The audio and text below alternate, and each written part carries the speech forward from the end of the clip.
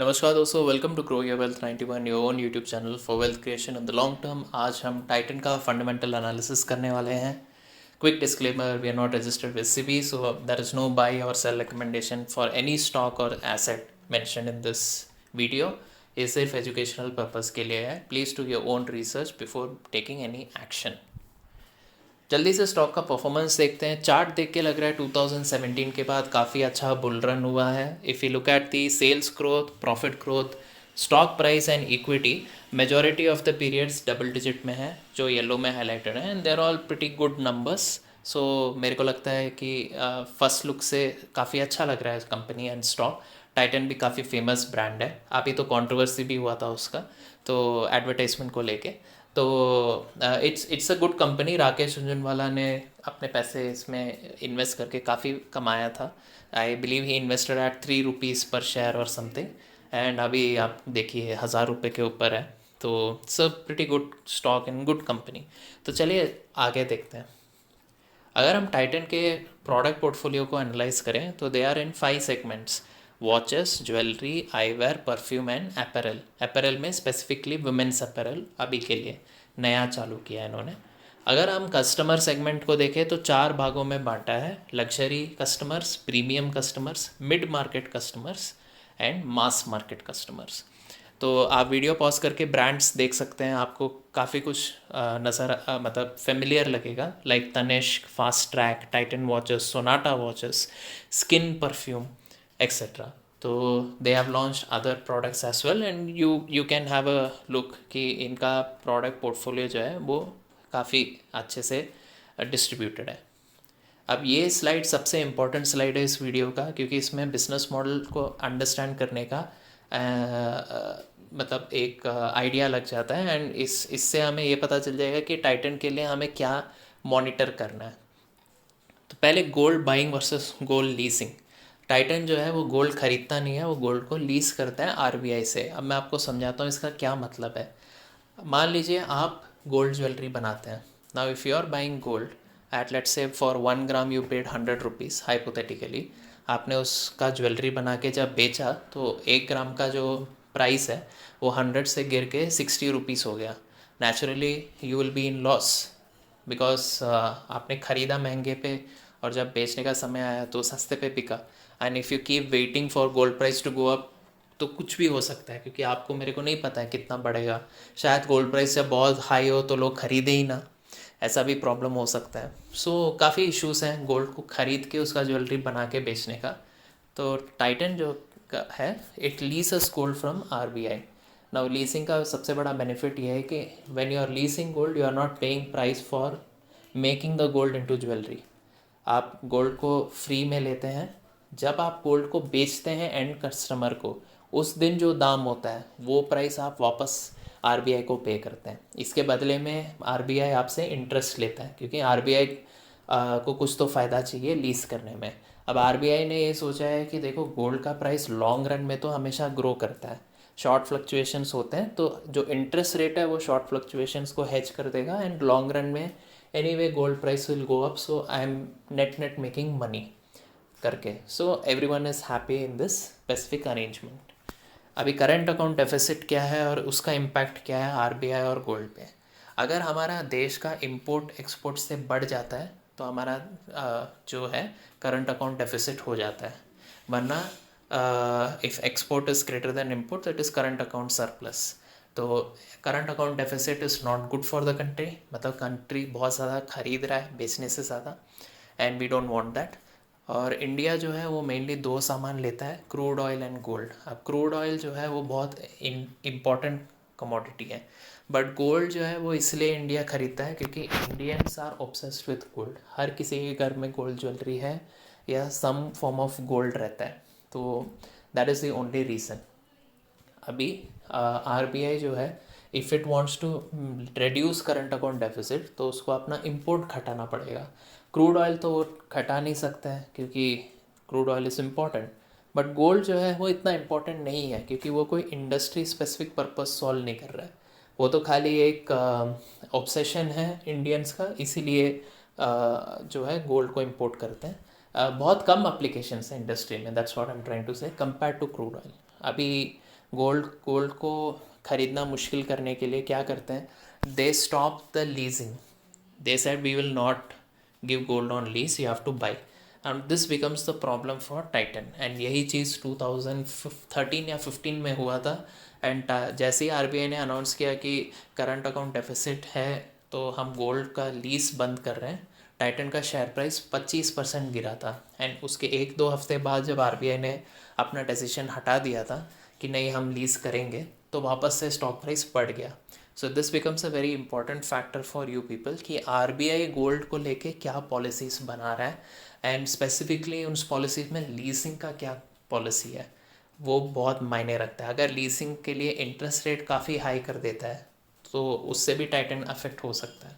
सो इस चीज़ पे आप थोड़ा सा, if you are invested in Titan और interested to invest in Titan, keep an eye out for this thing कि आरबीआई का और गोल्ड का लीजिंग पॉलिसी का क्या पैरामीटर्स है.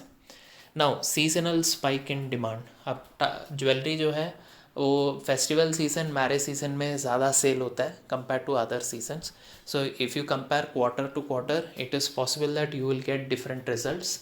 एक क्वार्टर का ख़राब हो सकता है, दूसरे का अच्छा हो सकता है. तो इस बिज़नेस में, क्योंकि एक एफएमसीजी कंपनी नहीं है लाइक बिस्किट, जिसका ओवरऑल ईयर सेल जो है नॉर्मल होना चाहिए, so it is better to not see quarter to quarter only. Like उसका रिजल्ट देख के आप डिसीजन ना लें, ओवरऑल साल का डिसीजन, ओवरऑल ईयर का डिसीजन, परफॉर्मेंस देख के डिसीजन लें. Acquisition of CaratLane to cater to young segment in jewellery. अभी इसमें क्या मेन चीज़ है कि टाइटन रियलाइजेस कि यंगर पॉपुलेशन का डेफिनेशन ऑफ ज्वेलरी जो है वो ओल्डर जनरेशन से काफ़ी अलग है. उनको ट्रेडिशनल नहीं पसंद है, उनको मॉडर्न पसंद है. तो काटा लेन जो है, it's a company that makes modern jewellery and Titan has acquired it ताकि वो अपने ज्वेलरी को यंगर सेगमेंट के लिए टारगेट कर सकें. Change of leadership from Mr. Bhaskar Bhatt to C.K. Venkatraman. Both the people are graduates from IIT and IIM Ahmedabad, and both have worked in Titan for close to 20 years. In fact, Bhaskar Bhatt ने ही Venkataraman sir को recommend किया था MD के post के लिए, and we believe that they share the same core values. तो education background, work experience and internal growth, तीनों factors में the transition of leadership has been good. तो इट इज़ गुड. बाहर से किसी को नहीं बुलाया है, अपने ही कंपनी के कोर एम्प्लॉय को पोजीशन में डाला है. तो company should sustain market leadership and growth in the coming future. Now this is very important. Jewelry contributes 80% of revenue and watches contribute 12%. मतलब 92% of your revenue comes from jewellery and watches. इसमें jewellery is the lion share. तो हमारा main focus जो है वो इन दोनों पे ही होगा, स्पेसिफिकली ज्वेलरी पे. And that is why RBI का जो लीजिंग ऑफ गोल्ड पॉलिसी पे बात है वो बहुत इम्पैक्ट करेगा टाइटन के बिजनेस को. So we will not focus much on watches, skin, perfume and apparel, क्योंकि ये फ़िलहाल लिटिल बिट लॉस मेकिंग में है, बट इनका impact overall profit and ROC पे बहुत मिनिमल है, नेक्स्ट टू नथिंग है. And eventually they will make profit in the future. तभी इन सेगमेंट्स पे इन्वेस्ट किया है कंपनी ने. Rakesh Jhunjhunwala has a stake of 4.43%. उनका 6.86% था दिसंबर 2017 में, वहाँ से घट के 4.43 हुआ है. अगर हम रेवेन्यू स्ट्रक्चर की बात करें तो the blue colour is watches and the orange is jewellery. बाकी चीज़ पे हम फोकस नहीं करेंगे उतना. वी कैन क्लियरली से कि over the years blue has come down from 20% to 12% and jewellery has gone up from 72% to 80%. Let's look at each segment. अगर हम रेवेन्यू और प्रॉफिट परसेंटेज की बात करें तो वॉचेस का रेवेन्यू जो है वो तो ठीक ठाक है, growth, but profit percentage up to 2017 dipped and after that it started increasing. अभी इसका मेन रीज़न जो है 2017 के बाद का चेंज जो है, that is because watches are seeing a transition the same way mobile phones saw. अब आप अपना पुराना टाइम याद कीजिए, आप जब नोकिया 3300 फ़ोन खरीदते थे, और एप्पल का आईफोन या वन प्लस का फ़ोन या कोई भी एम आई का फ़ोन उसको कंपेयर करें तो उसमें बहुत फ़र्क है। और यही फ़र्क वॉचेस पे भी आ रहा है। A traditional watch only showed you time, but the new watch can monitor your heartbeat, blood pressure, number of steps walk, and अब तो और एडवांस स्मार्ट वॉचेस आ गए जो कि आपके फ़ोन के साथ सिंक्ड हैं। आप अपने वॉचेस से ही जो है व्हाट्सएप, ईमेल्स सब कुछ पढ़ सकते हैं। एंड ये जो टेक्नोलॉजी है ये सिर्फ स्क्रैचिंग द सरफेस है। हो सकता है आगे आने वाले समय में वॉचेस जो है फ़ोन को ही रिप्लेस कर दें एंटायरली, इट इज़ पॉसिबल। तो अभी वॉचेस में the same transition is going on as we saw in phones. Now this is a good news because it is boosting the sale of watches, but ये एक bad news भी है क्योंकि इसमें competition जो है वो इंटेंस होगा, क्योंकि काफ़ी सारे कंपनीज जो हैं वो इस मार्केट सेगमेंट में आएंगे। मोस्टली मोबाइल कंपनीज जो हैं, Apple already is famous for its Apple watches, and Apple का वॉच बिजनेस कभी था नहीं, बट अभी Apple watches is a separate brand in itself. In the same way, mobile companies will also launch their own watch versions, and this will create a lot of competition for Titan. But Titan has a brand advantage of fast track and Titan watches, Sonata watch. तो we hope कि वो उसको leverage करके वो कुछ market share gain कर सकता है। ज्वेलरी का रेवेन्यू का ग्रोथ ठीक ठाक है, प्रॉफिट ग्रोथ भी ठीक ठाक है। सो all in all they look good. Glasses 2015 से चालू किया था, the revenue is fine but profit is declining. Expected है क्योंकि इसमें काफ़ी इन्वेस्टमेंट हो रहा है, प्रॉफिट्स इतने बन नहीं रहे। फ्यूचर में they intend to make money from this. Others include your perfume and apparels, and उसमें भी प्रॉफिट जो है 5% के लेस देन 5% के आसपास है। रेवेन्यू जो है वो ठीक ठाक है, आई मीन फ्लक्चुएटिंग है, but these glasses and other segment don't impact that much as jewellery and watches do. अगर हम एसेट्स और रिटर्न ऑन एसेट की बात करें तो एसेट्स जो है वॉचेस में काफ़ी सिग्निफिकेंटली ग्रो किया है, मतलब company has invested lot in watch making, and उसका जो रिटर्न है वो रफली 15% के आसपास है। It has drop from 30% levels to 15%। I predict और रेकन दैट आने वाले समय में ये बढ़ेगा, it will go up to 20-30% levels because of what I just said earlier. Jewellery में काफ़ी स्टेबल है, 20-25% के बीच में या 20-30% के बीच में फ्लक्चुएट कर रहा है, एंड एसेट इन्वेस्टमेंट भी इसमें काफ़ी है। ग्लासेस में एसेट्स को अच्छे रेट से ग्रो कर रहे हैं, बट आपका रिटर्न ऑन एसेट जो है वो नेगेटिव है फ़िलहाल, एंड ठीक है, this is contributing very little. In the future we expected to make profits. Others में भी सेम थिंग है, return on asset and assets का देखें तो इट्स मोर और लेस द सेम स्टोरी। अभी अगर हम प्रॉफिट एंड प्रॉफिट परसेंटेज का देखें तो लाइक आई सेड 2017 तक प्रॉफिट बहुत अनस्टेबल था, ऊपर नीचे, पर 2017 से 20 में स्टडी ग्रोथ हमें दिख रहा है। ज्वेलरी में it was also slightly fluctuating till 2015-16, but उसके बाद स्टडी ग्रोथ है।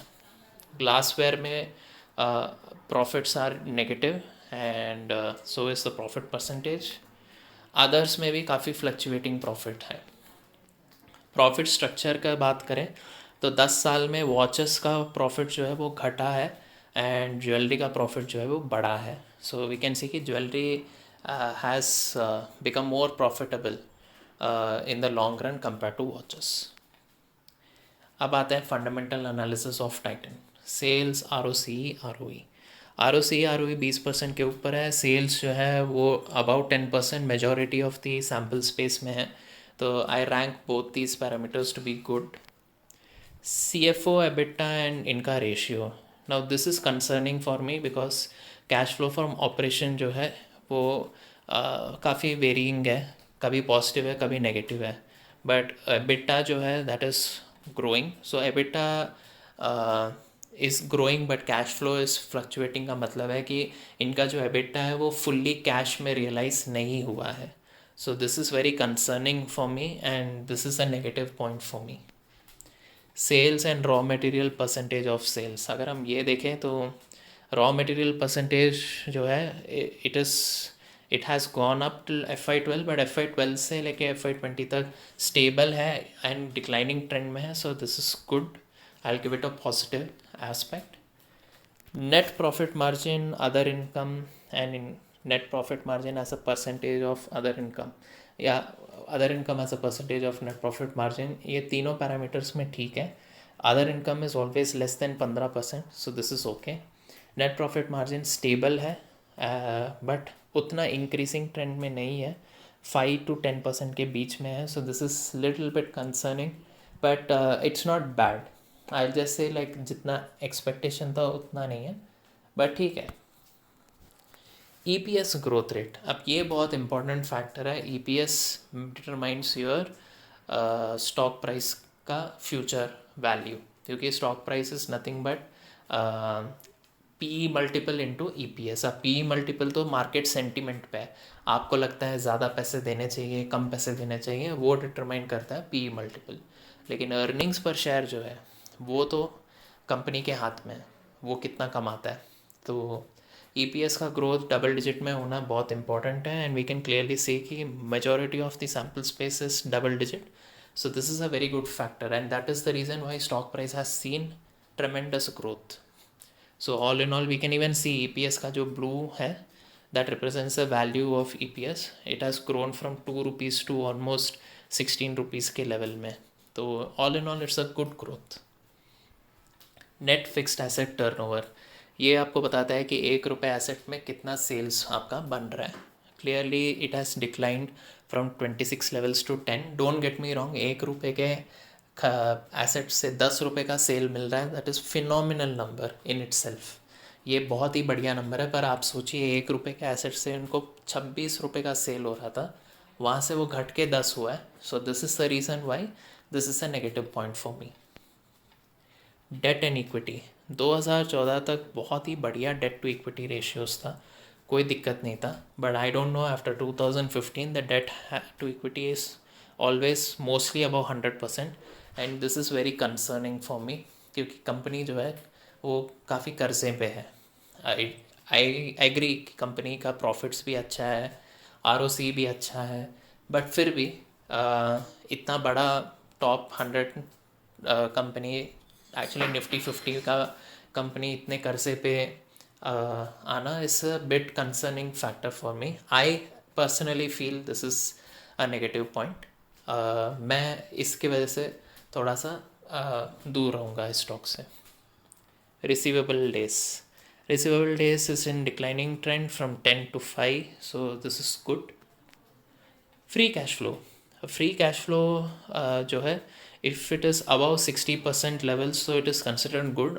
बट 60% से 4 साल ऐसे थे जहाँ 60 के ऊपर है. So I again don't feel very comfortable कि कंपनी का फ्री कैश फ्लो इतना नहीं है जितना होना चाहिए. एंड ये स्पेसिफिकली कंसर्निंग है क्योंकि कंपनी का कर्जा भी काफ़ी है.